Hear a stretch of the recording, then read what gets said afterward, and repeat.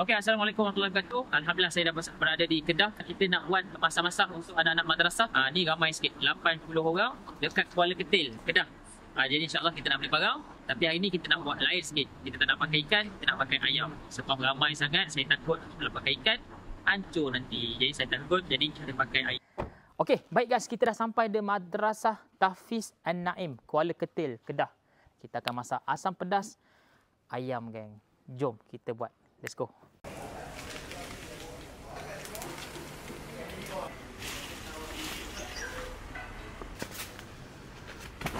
Ya Allah, aku pasrahkan diriku sepenuhnya pada saat ini kepada penguasa langit dan bumi. Kalau aku ikhlas, ya Allah.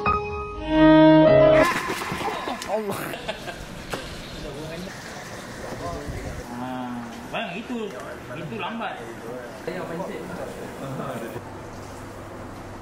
Kita gunakan paste 25 pack paste untuk 80 orang makan.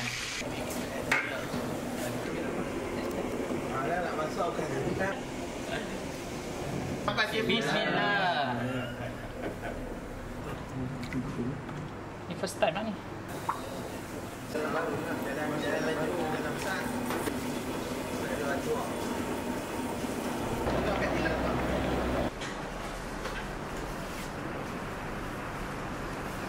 Yang Allah sangat kasih pertama sekali ukur banyak banget. Tapi bukan sebab dia tak nak.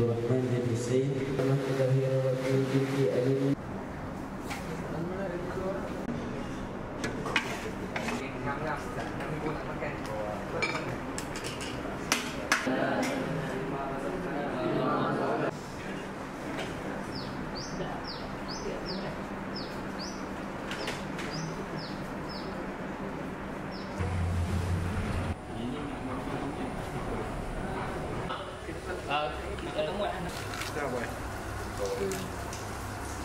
Yang banyak ni.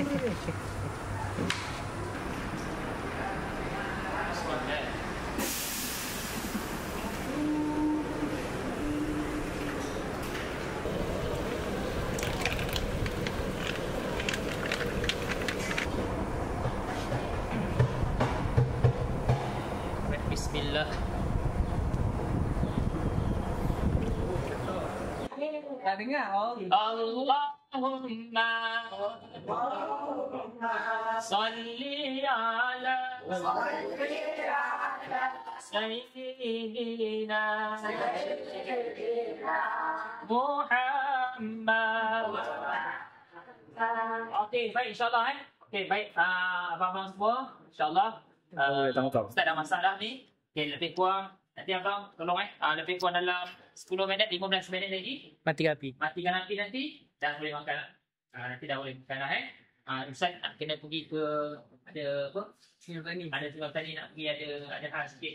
Okey, kita dah tunggulah dengan korang semua.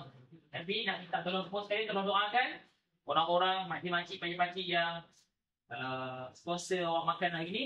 Awak doakan mereka semua jadi orang soleh, iman resmi. Sihat selalu insyaAllah. Boleh?